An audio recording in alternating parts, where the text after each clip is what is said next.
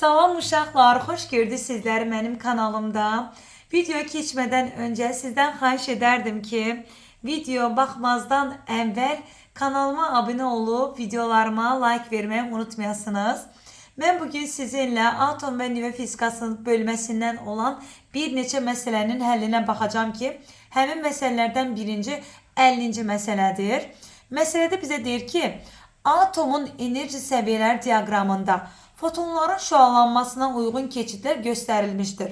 Şüalanan fotonların tezlikləri arasında hansı münasibət doğrudur? Baxın, biz görürük ki, bizim birinci keçidimiz Y1 ilə işarə etsək, ikinci keçidimizi Y2 ilə, üçüncü keçidimizi də Y3 ilə işarə etsək, o zaman buradan biz enerjilərə görə münasibət qurub uşaqlar, enerjimizdən yola çıxaraqdan tezliyimizə münasibət tapa bilərik. Çünki bizim enerjimizin tezliyi ilə əlaqəli bir düsturu vardır ki, H nüdür. Buradan da baxanda görürük ki, Y'miz nü ilə düz mütənasibdir. Yəni enerji üçün nə tapmışıqsa eynisi tezliyi üçün keçərlidir. Çünki bunlar düz mütənasibdir. Bizə deyir ki, fotonun tezlikləri arasında, o zaman enerji arasında münasibət qururam. Biz deyirik ki, bizim hansı verilən keçidimizin məsafəsi, yəni xətti uzundursa, o enerjimizdə böyük olmuş olacaq. Yəni buradan da görürük ki, 3 olan keçidimiz ən böyük keçidimizdir. Yəni ən uzun xəttə malik olan keçidimiz olduğu üçün yazırıq Y3 böyükdür. Sonra gəlir Y1 gördüyümüz kimi. Ondan sonra gəlir Y2. Demək ki, mən enerji üçün bu münasibəti tapdım. Dedim ki, nü ilə enerji düz mütənasibdir. Yəni enerji üçün nə tapmışamsa eynisi tezliyi üçün keçərli olacaq. Yəni nü 3 böyükdür nü 1-dən, o da böyük olacaq nü 2-dən. Həmin cavabımız da burada C variantında verilmiştir. Bəli, bu 54-cü məsələ də atom və nüvə fizikası bölməsində maraqlı məsələlərdən biri hesab edilir. Məsələyə baxaq və oxuyaq. Deyir, hidrogen atomunun enerji səviyyəsi diaqramdakı 1 və 2 keçidlərdə şüalanan fotonların enerjilərinin nisbətləri nəyə bərabər olacaq? Mən bunu bilməm üçün mən birinci enerjimi də tapmalıyam. İkinci enerjimizi də tapdıqdan sonra onların nisbətlərini tapa bilərəm. Tamam, birinci onda Y1-imə baxıram.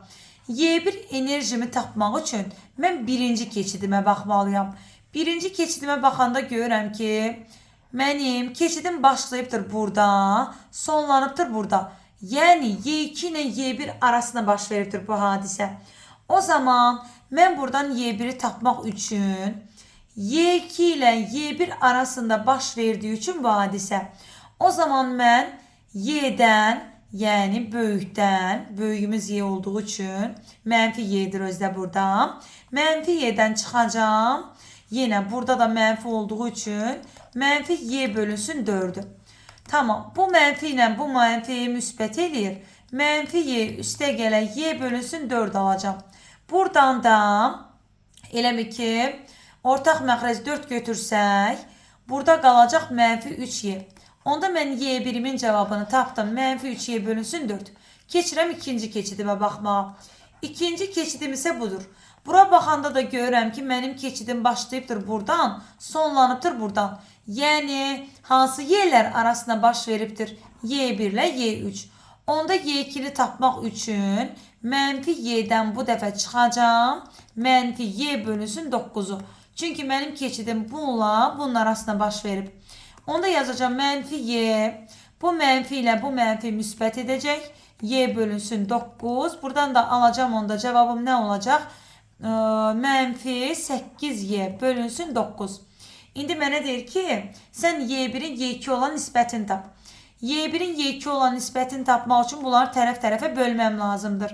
Yəni mənfi 3Y bölünsün 4 bölək mənfi 8Y bölünsün 9. Mənfilər buradan ixtisar gedəcək. Biz demişik ki, bölmə əməli olarsa bunu vuraq və bizim bu kəsr xəttimizi tərsinə çöndərək. Yəni 9 qalxacaq yuxarı, 8Y qalacaq burada. Y'lər ixtisar getdi.